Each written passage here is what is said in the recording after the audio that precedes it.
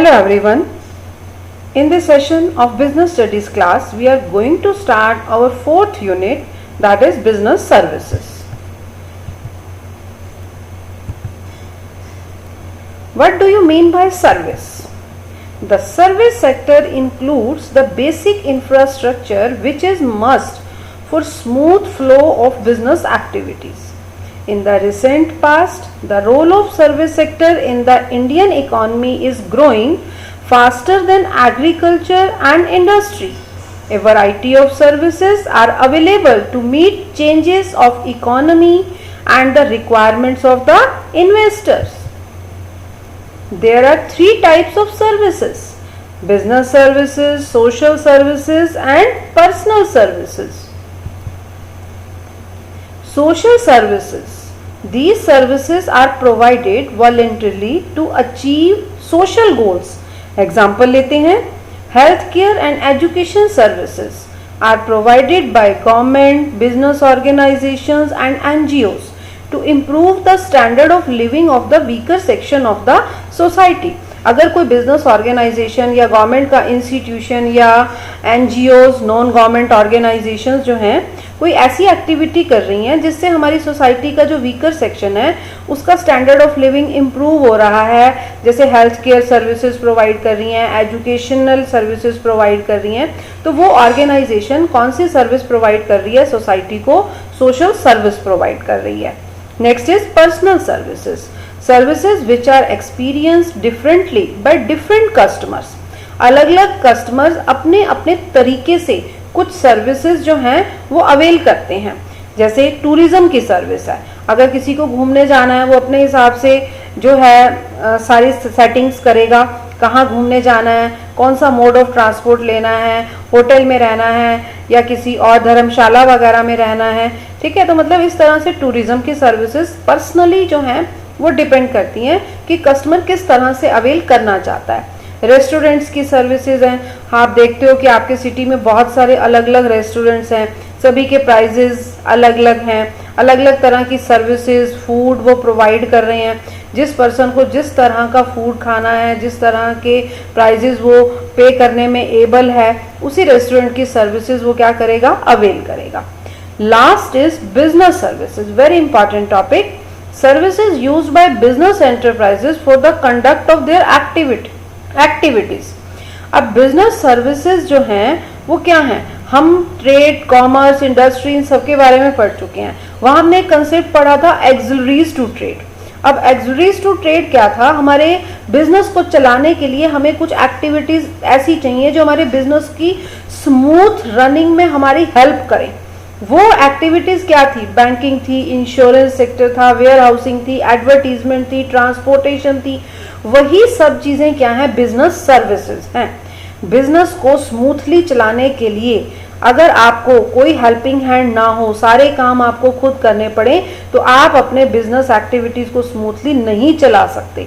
आपको बाहर से आउटसोर्सिंग कुछ सर्विसेज लेनी पड़ती हैं जो आपके बिजनेस को स्मूथली चलने में आपकी हेल्प करती हैं, और वो सर्विसेज क्या कहलाती हैं?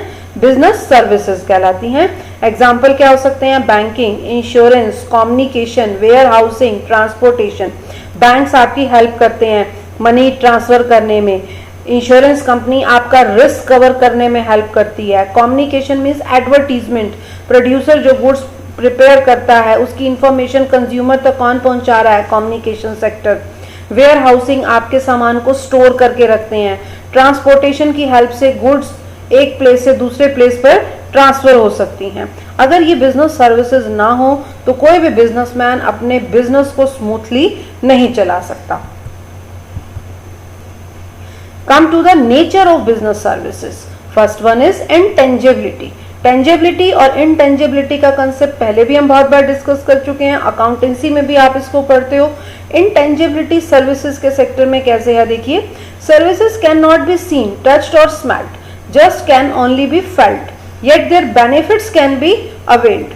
आप सर्विस को देख नहीं सकते, टच नहीं कर सकते, लेकिन उसका बेनिफिट अवेल कर सकते हो, उसको फील कर सकते हो. ट्रीटमेंट ऑफ डॉक्टर, आप डॉक्टर को देख सकते हो, उसकी एक फिजिकल एग्जिस्टेंस है, लेकिन उसके ट्रीटमेंट को आप फील कर सकते हो, उसका बेनिफिट अवेल कर सकते हो. तो सर्विसेज का नेचर क्या है? इंटेंजिबल है. और एग्जांपल ले सकते हो बैंक्स का। बैंक की बिल्डिंग है, पर्टिकुलर सिटी में पर्टिकुलर प्लेस पर एक बिल्डिंग है जिसमें बैंक ओपन हुआ है, वो क्या है, उसकी फिजिकल एग्जिस्टेंस है। आप बिल्डिंग को टच कर सकते हो, देख सकते हो, यानी कि आप बैंक को देख सकते हो। ठीक है, बैंक किस नेचर का हो गया, टेंजिबल नेचर का।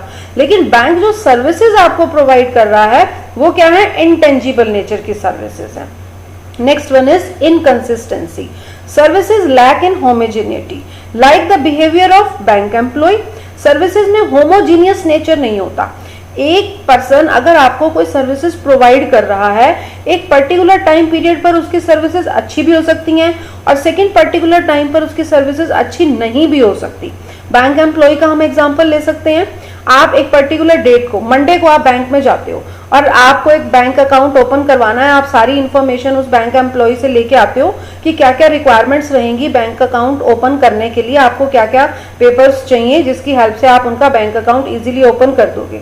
वो बैंक एम्प्लॉय बहुत अच्छे मूड में है, वो आपको बहुत अच्छी तरह से सब कुछ समझाता है। ठीक है, और आप 3 और 4 डेज के बाद अगेन वहां पहुंच जाते हो उस बैंक में, उस बैंक एम्प्लॉय से कांटेक्ट करते हो कि मुझे आज जो है बैंक अकाउंट ओपन करवाना है। आज वो बैंक एम्प्लॉय बहुत परेशान है, उसके बॉस ने उसको बहुत जोर से डांट लगाई है। ठीक है, और आज वो आपको अच्छी तरह से डील नहीं कर रहा है।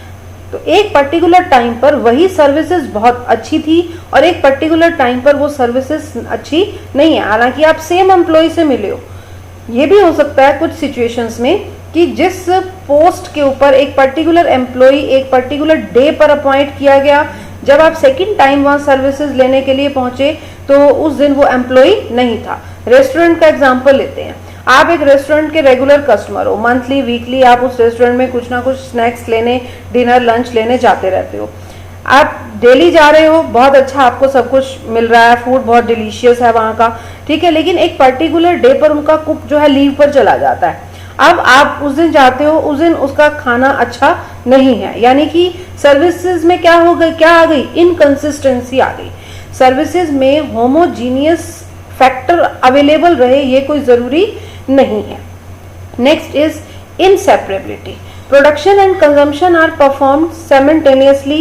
For example, ATM may replace clerk, but presence of customer is a must. अब inseparability का क्या मतलब है कि दो फैक्टर्स हमेशा इकट्ठे काम करेंगे, प्रोडक्शन और कंजम्पशन फैक्टर। अगर प्रोडक्शन हो रहा है, किसके लिए हो रहा है, कंजम्पशन के लिए। कंजम्पशन करना चाहते हैं तो क्या करना पड़ेगा, प्रोडक्शन करना पड़ेगा। एग्जाम्पल से क्लियर कीजिए।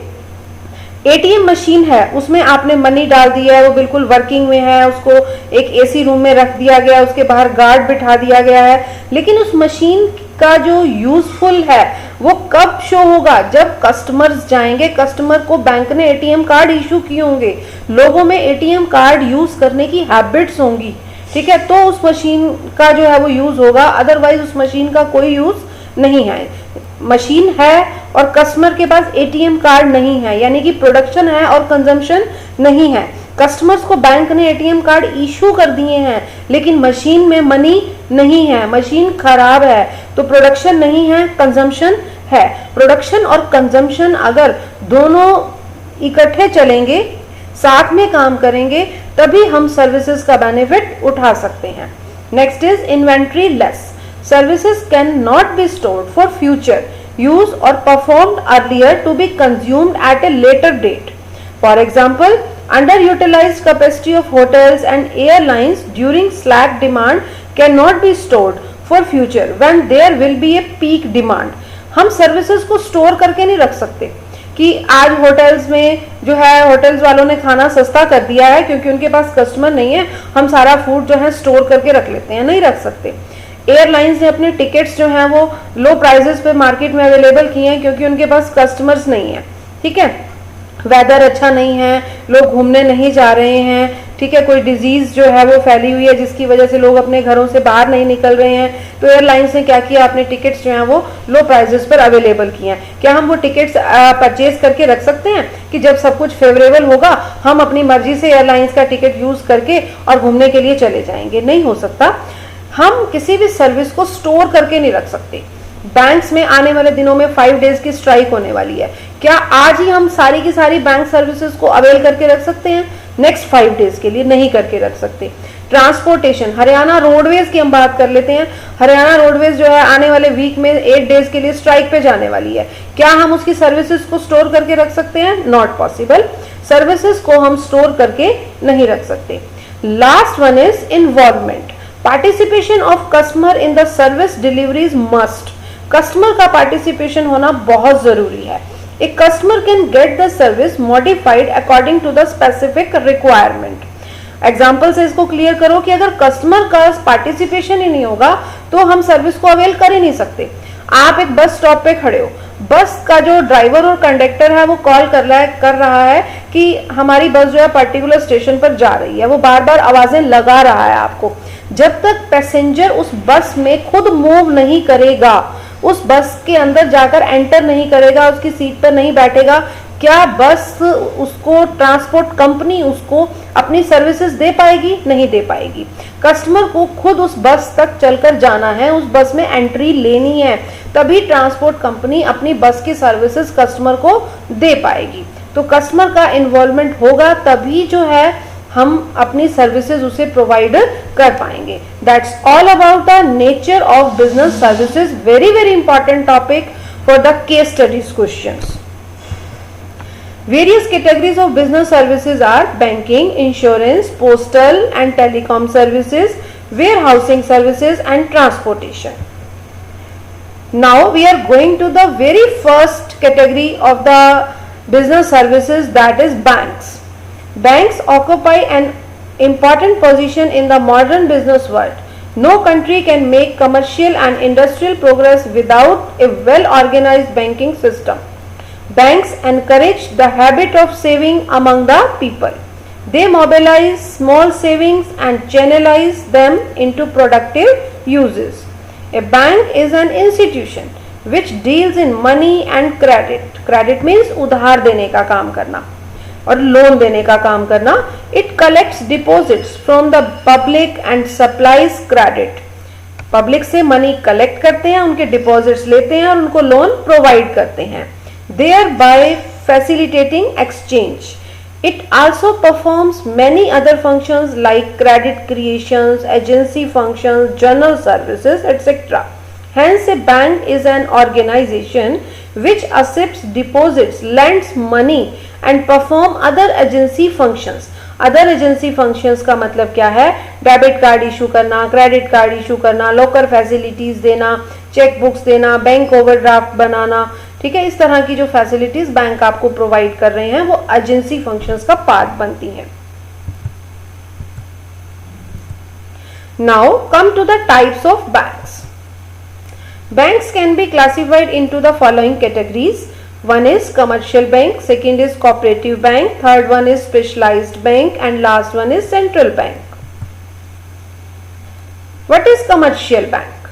Commercial banks are institutions dealing in money. These are governed by Indian Banking Regulation Act 1949 and according to it, banking means accepting deposits of money from the public for the purpose of lending or investment. There are two types of commercial bank. One is public sector bank and other is private sector bank. Public sector banks are those in which the government has a major stake and they usually need to emphasize on social objectives rather than on profitability. Public sector banks जो हैं उनको establish किसके लिए किया गया है? Society को services provide करने के लिए। उनका ऑब्जेक्टिव सोशल ऑब्जेक्टिव है, प्रॉफिट अर्न करना इकोनॉमिक ऑब्जेक्टिव उनका ऑब्जेक्टिव नहीं है। There are the some examples of public banks like SBI, PNB, Oriental Bank of Commerce, UCO Bank. These are the public sector banks. Private sector banks are owned, managed and controlled by private promoters and they are free to operate as per market forces. इनका जो motive है वो profitability earn करना है और ये market forces के हिसाब से अपने टर्म्स एंड कंडीशंस को थोड़ा सा एडजस्ट कर लेते हैं। वैसे तो सभी बैंक्स के ऊपर आरबीआई का कंट्रोल होता है, ठीक है। हमारे इंडिया का जो सेंट्रल बैंक है वो है RBI, reserve bank of India. उसका चाहे वो पब्लिक सेक्टर बैंक है चाहे वो प्राइवेट सेक्टर बैंक है, सभी पर आरबीआई का पूरी तरह से कंट्रोल है। लेकिन फिर भी जो प्राइवेट सेक्टर बैंक्स हैं उनको प्राइवेट प्रमोटर्स ने एस्टैब्लिश किया है और वो मार्केट फोर्सेस के हिसाब से अपनी बिजनेस एक्टिविटीज को ऑपरेट कर सकते हैं। प्राइवेट सेक्टर बैंक्स के एग्जांपल्स लेते हैं, HDFC bank, ICICI, Kotak Mahindra and Jammu and Kashmir banks. और भी बहुत सारे बैंक्स हैं जिनको आप प्राइवेट सेक्टर और पब्लिक सेक्टर में इंक्लूड कर सकते हो। Next one is cooperative and specialised banks. Cooperative banks are governed by the provisions of State Cooperative Societies Act and meant especially for providing cheap credit to their members. It is an important source of rural credit, that is agriculture financing in India. Cooperative banks की establishment कौन कर रही हैं? Cooperative societies कर रही हैं। और cooperative societies, जैसा कि हम यूनिट 2 में ऑलरेडी बहुत अच्छे से डिस्कस कर चुके हैं कि कोऑपरेटिव सोसाइटीज का मेन मोटिव ही क्या है कि उन्होंने प्रॉफिट अर्न नहीं करना, उनका मोटिव है सोशल मोटिव। उन्होंने पर्टिकुलर बैंक्स एस्टैब्लिश किए हैं जो एग्रीकल्चर सेक्टर में, इंडस्ट्रियल सेक्टर में जो है नीडी पीपल्स की क्या कर रहे हैं? हेल्प कर रहे हैं। Next is specialised bank. Specialized banks are foreign exchange banks, industrial bank, development banks, import-exports bank to specific needs of these unique activities. Her bank अपनी एक्टिविटी को यूनिक फीचर में अवेलेबल कर रहा है और उसी को ही वो फॉलो करता है। These banks provide financial aid to industries, heavy trunky projects and foreign trade. जैसे कि इम्पोर्ट एक्सपोर्ट बैंक का काम क्या है? फॉरेन ट्रेड में हेल्प करना। और इंडस्ट्रियल डेवलपमेंट बैंक का काम क्या है?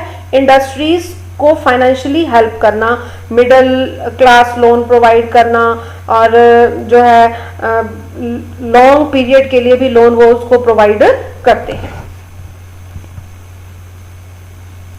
Next is central bank. Central bank क्या है? The central bank of any country supervises, controls and regulates the activities of all the commercial banks of that country. It also acts as the government banker. It controls and coordinates currency and credit policies of any country. Central bank किसी भी country का पूरी currency के ऊपर control रखता है। कोई भी क्रेडिट पॉलिसी है, डिपॉजिट्स के रेट्स हैं, इंटरेस्ट के रेट्स हैं, हर चीज़ को डिसाइड करने का काम किसका है? सेंट्रल बैंक का है। बैंक से रिलेटेड जितने भी फंक्शंस डिज़ाइन किए जा रहे हैं उन सब फंक्शंस को कौन डिज़ाइन करता है? सेंट्रल बैंक डिज़ाइन करता है। हमारी कंट्री का जो सेंट्रल बैंक है वो क्या है? Reserve bank of India. Her country का अपना एक सेंट्रल बैंक होता है। इंग्लैंड का सेंट्रल बैंक है बैंक ऑफ इंग्लैंड। इसी तरह से हर कंट्री का अपना एक पर्टिकुलर सेंट्रल बैंक है जो वहाँ की करेंसी को, वहाँ की पॉलिसीज को कंट्रोल करने का काम करता है, जितनी भी बैंक से रिलेटेड पॉलिसीज होती हैं। अब जैसे आप एग्जांपल ले सकते हो कि 2016 में जो डिमोनेटाइजेशन हुआ वो किसकी हेल्प से हुआ? RBI की हेल्प से हुआ। ठीक है, तो एक पर्टिकुलर टाइम पीरियड पर अगर हमारी गवर्नमेंट कोई इकोनॉमी में चेंज करना चाहती है, ठीक है, तो अगर वो इकोनॉमिक फैक्टर का चेंज है तो वो किसकी हेल्प से होगा? RBI की हेल्प से होगा। Now come to the case study question of this topic. Abhay visited a new restaurant, Darbar, with his parents. They all liked the food served in the restaurant. After a week, Abhay took his friend to Darbar and placed an order for the same dishes that he had liked during the previous visit. But to his surprise, he found that the taste of the food was not as good as it was during his previous visit. As a result, he felt very disappointed.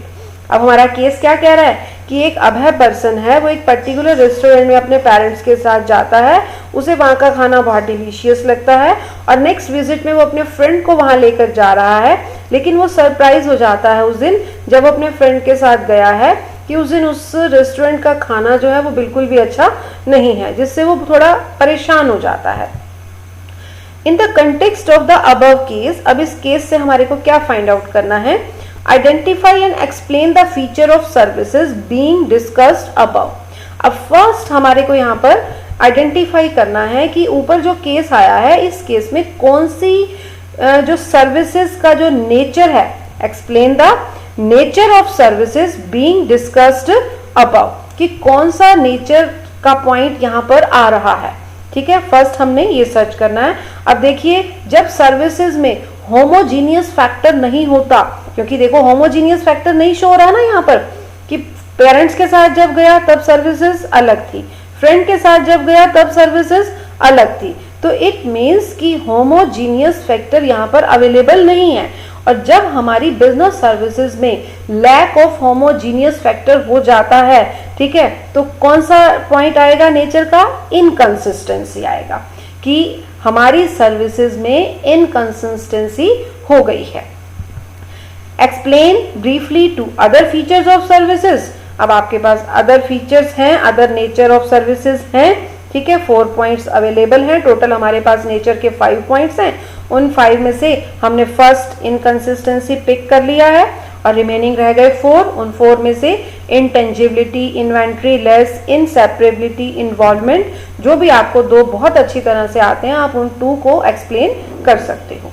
That's all about the nature and types of business services. Thanks for watching this video.